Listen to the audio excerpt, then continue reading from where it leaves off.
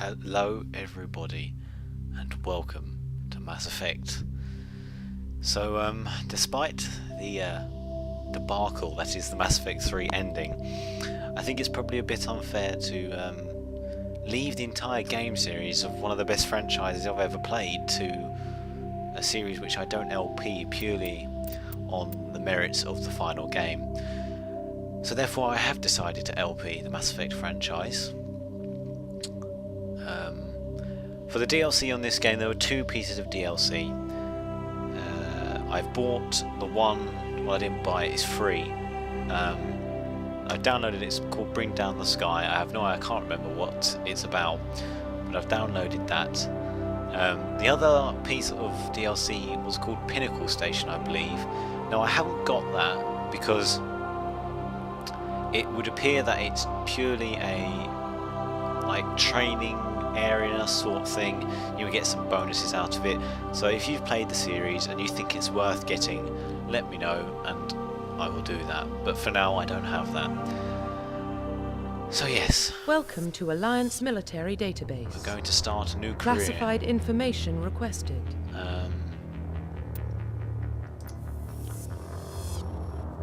Now Establishing secure connection. I have a basic secure connection confirmed. View of so we're going to enter a new ID. We're going to start afresh. It's going to be a male character. Please log in to access your profile. They're not going to change his name. We're going to leave his name as it is.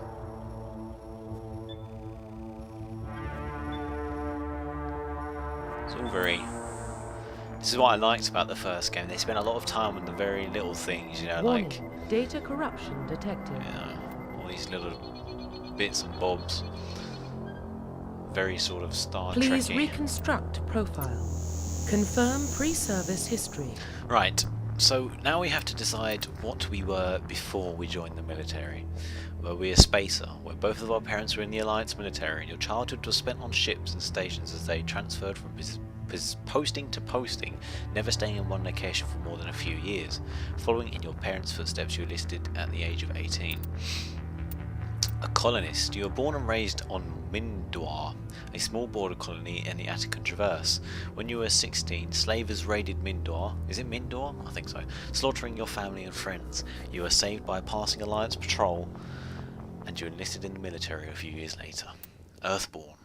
You were an orphan raised on the streets of the great metropolises covering Earth. You escaped the life of petty crime and underworld gangs by enlisting with the Alliance military when you turned 18. So, what do I want to be? Now, I'm not going to tell you what I did in my own series of my playthrough of Mass Effect. Now, I've only ever played Mass Effect 1 through once entirely. Mass Effect 2 I played through twice already. And Mass Effect 3 I've only done once. So I'm going to try and keep, won't be doing things necessarily massively different from what I did on my own. It'll primarily be a Paragon character. So that normally means you do the same sort of decisions, but I'd like to do some things different. So in terms of what we are going to be before, I think I'm going to choose. I think I'm going to choose colonist. Yes. Confirm psychological profile. So now we have to just decide what's happened in our career. I think this is what this is. So, sole survivor. During your service, a mission you were on went horribly wrong. Trapped in an extreme survival situation, you had to overcome physical torments and psychological stresses that would have broken most people. You survived while all those around you fell, and now you are left alone to tell the tale. War hero, which is... Early in your military career, you found yourself facing an overwhelming enemy force. You risked your own life to save your fellow soldiers and defeat the enemy despite the impossible odds. Your bravery and heroism have earned you medals and recognition from the Alliance fleet. Ruthless. Throughout your career, you have held fast to one basic rule: get the job done. You have been called cold, calculating and brutal. Your reputation for ruthless efficiency makes your fellow soldiers wary of you. But when failure is not an option, the military always goes to you first. So out of these, This one interests me the least, War Hero, purely because it's all a bit, oh, here comes Shepard, you know, like Superman sort of thing. So you know, it's not a very realistic sort of thing. These two, Soul Survivor and Ruthless, interest me most. Now, I don't necessarily form my character into the sort of person I am, you know, the sort of person I would be myself. So I don't know. I think I'm going to choose Soul Survivor, because I think Soul Survivor will probably be a good sort of like, it means my character will have a bit of a dodgy background. Confirm military As in, like, specialization. you know, it's a bit damaged sort of thing. Now, classes. I'm not going to be a Vanguard. I'm ruling Vanguard out straight away. And that's primarily because in my playthrough I played as Vanguard. So I want to do something different. Now the two which interest me the most, or is it's mainly Sentinel or Adept. I like the sound of Sentinels, but Adepts are also pretty cool because you just like robotic powers and throw things and lift things and crush things, and it's great fun. But Engineer and Infiltrator are just, you know, disrupt opponents with biotic or tech attacks. They're more efficient at tech and biotics than other classes, but at the expense of combat. Only use light armor and receive no advanced weapon training. These guys can receive advanced weapon training with pistols. So if I can't get any weapon training, that means I can't actually shoot guns, doesn't it? Which is a problem. Engineers are tech specialists using the holographic Omni tool. They can decrypt security systems, repair and modify technical equipment, disrupt enemy weapons or shields, and heal their squad. No weapons training at all.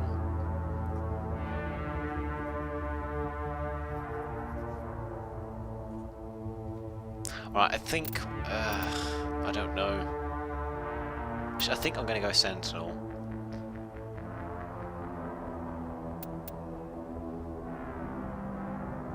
But if I can't receive weapons, does it mean I can't shoot weapons at all? Because that's worrying. I don't want to go through the whole LP without shooting a single weapon.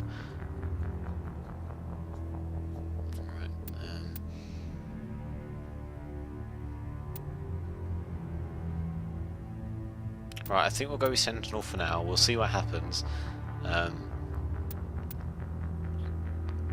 But I hope I can shoot weapons. Confirm facial identification. Right, I know the basic the Shepard thing. I'm going to try and base it on what my Shepard for my LP look like, purely because I like the look of him. So I will see you in a very short moment once I have done this, so I may be a while, but I'll see you in a second. So everybody, say hello to our Shepard, who will be our battle master through the games. He's sort of about very similar to the ones I played as during my own LPs. I think he's a fairly good custom-made Shepard. This is, you know, he's pretty original, vastly different from the default Shepard, which is what I was going for. So he's got a pretty trim-looking haircut, you know, pretty stylish, bit of stubble. The closest I got, that's the closest colour you get to the hair colour, because on the same one, look at that. How much of a fool does he look? But that's the closest you get, otherwise it just looks ridiculous. So that colour is the closest to the hair colour. And that will be us. So better get used to him, because this ugly mug will be what you're looking at for the rest of the thing. But yes. Profile reconstruction complete. So we are a Sentinel. I'm still a little bit worried about this. But we can only wait and see. I hope subtitles are on. I'm pretty sure I put them on, but if they're not, then it'll be the first thing I do once we get into the game. So let's get started. Identification confirmed. Okay. So combat difficulty is going to be normal. I've turned auto level off. Subtitles, there you go, they're on. Squad power usage is fine. Target assist, that's fine. Right, let's go. Let's get back into this. Been a while since I played Mass Effect 1. I'm looking forward to it.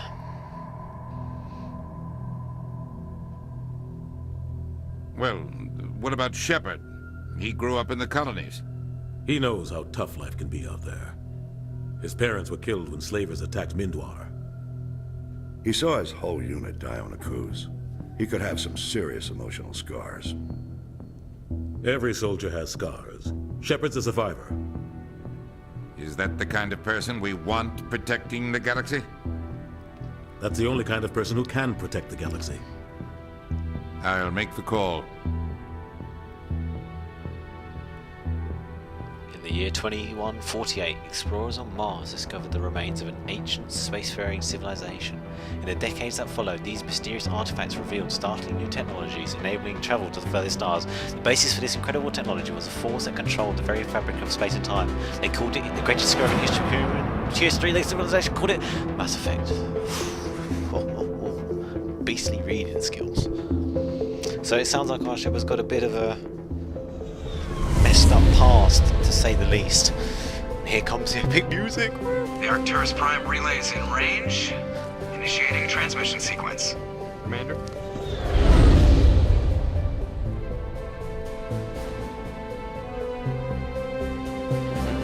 We are connected. Calculating transit mass and destination. The relay is hot, requiring approach vector. All stations secure for transit.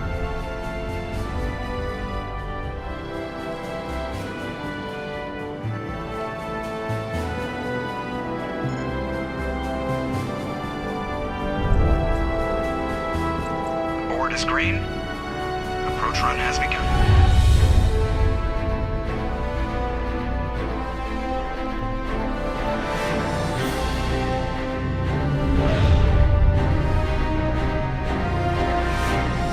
Hitting the relay in 3, 2, 1.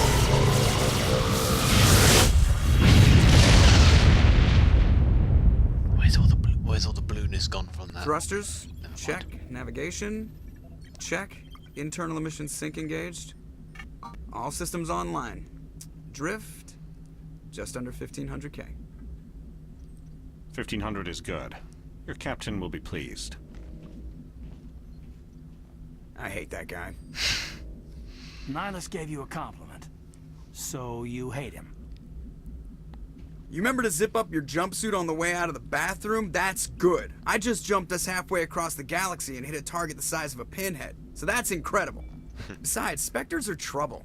I don't like having them on board. Call me paranoid. You're paranoid. The Council helped fund this project. They have a right to send someone to keep an eye on their investment. Yeah, that is the official story. But only an idiot believes the official story. Oh great, so we're already in here already. So, the official story. Yes, I suppose you are a bit of a fool to believe the official story. They don't send Spectres on shakedown runs. So there's more going on here than the captain's letting on. Joker, status report. Just cleared the mass relay, Captain. Stealth systems engaged. Everything looks solid. Good. Find a comm buoy and link us into the network. I want mission reports relayed back to Alliance brass before we reach Eden Prime. Aye, aye, Captain. Better brace yourself, sir. I think Nihilus is headed your way. He's already here, Lieutenant. Tell Commander Shepard to meet me in the comm room for a debriefing. You get that, Commander? I did, I heard. I'm on my way. Is it me or does the Captain always sound a little pissed off? Only when he's talking to you, Joker. No surprise there, and we are back. Well, we can chat to our buds, but press O to access the codex. Oh, geez. Roughly 1,200 years ago, the Turians were invited to join the Citadel Council to fulfill the role of galactic peacekeepers. The Turians have the largest fleet in Citadel space, and they make up the single largest portion of the Council's military forces. As their territory and influence has spread, the Turians have come to rely on the Solarians for military intelligence and the Asari for diplomacy. Despite a somewhat colonial attitude towards the rest of the galaxy, the ruling hierarchy understands they would lose more than they would gain if the other two races were ever removed. Turians come from an autocratic society that values discipline and possesses a strong sense of personal and collective honor. There is lingering animosity between Turians and humans over the First Contact War of 2157, which is known as the Relay 314 incident to the Turians. Officially, however, the two species are allies, and they enjoy civil, if cool, diplomatic relations. Alright. So, they've been around for a fairly long time in terms of the galactic species. Group of Solarians and Asari, they were the first two, I think. The Systems Alliance is an independent supranational government representing the interests of humanity as a whole.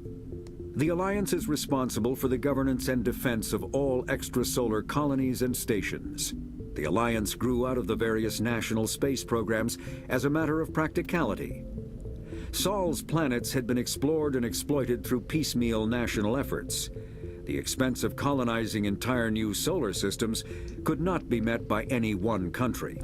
With humans knowing that alien contact was inevitable, there was enough political will to jointly fund an international effort.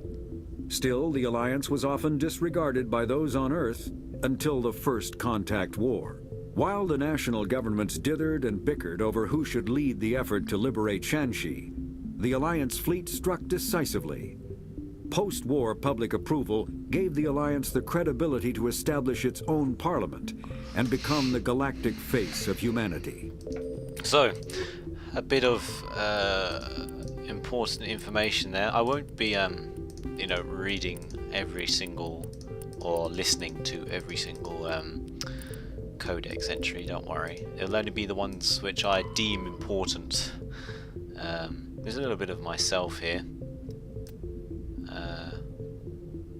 50 Marines died on a cruise. You were the only one to make it back to the landing zone. A monument on the planet commemorates the massacre, a grim reminder of the price humanity must pay as they spread throughout the stars. So like I said, my Shepard has a bit of a, an iffy past. Born in 2154, so what? A few years later, the first Contact Wars. Oh, there you go. Threshing Wars devour the Alliance colony of Khus. So Shepard doesn't like those nasty worms. But yes, like I said, only the important codex entries will be. Is there a way to turn off this advice? Settings. Would it be in gameplay? Nope. Tutorials. No. Because I know what I'm doing. At least I think I do. I'm sure I'll make a fool of myself. So we have 3 points to do. So our decryption increased the amount of Omnigel recovered. Lets you use decryption skill to open secure objects. First aid, and these are our passive stuff. Right, so we've got throw, barrier, and decryption. I certainly hope we can use guns, because otherwise we are so screwed. I'm going to put a point into throw and one into barrier. Should we put one in first aid as well? Okay, there we go. So, on Normandy, this is our current mission. Speak to the captain. No assignments. Right. So we'll talk to everyone later. For now, Shepard's going to have a little trundle. What's this? Okay, we can't do this. So he's going to have a trundle around the ship. Who's this? He's a Spectre. They're always on a mission. And I grew up on Eden Prime, Doc. It's not the kind of place Spectres visit. Oh. There's something nihilistic. Oh my god, I've got my gun out. I need to drop my mouse sensitivity a little bit. It's a bit high. It's going all over the place. I think 40 will probably do. Telling us about this mission. I also hope the music and stuff is not too loud. Put this away, Shepard. That's crazy. Put it away. The captain's in charge here. He wouldn't take orders from the Spectre. Not his choice, Doc. Spectres don't answer to anything. What's They can Holster? do whatever they want. Kill anyone who gets in their way. Oh, you watch too many spy vids, Jenkins. Oh, that's a grenade.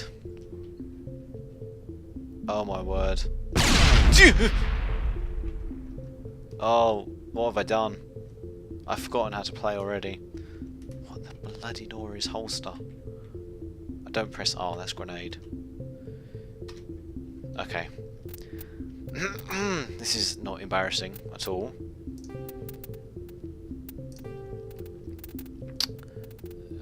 Tactics, hard.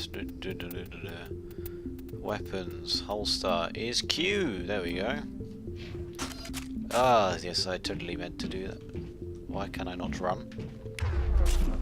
Oh, for God's sake! Why am I walking? I've pressed something. Is it Y? UI? Oh dear. P? Backspace? I don't know. We'll leave it for now. We'll sort it out later. Let's go talk to Nihilus. Mr. Turian man. Seems okay with us.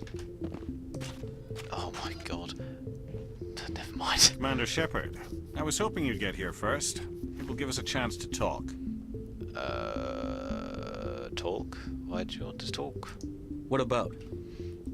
I'm interested in this world we're going to. Eden Prime. I've heard it's quite beautiful. Apparently so. They say it's a paradise. Yes, a paradise.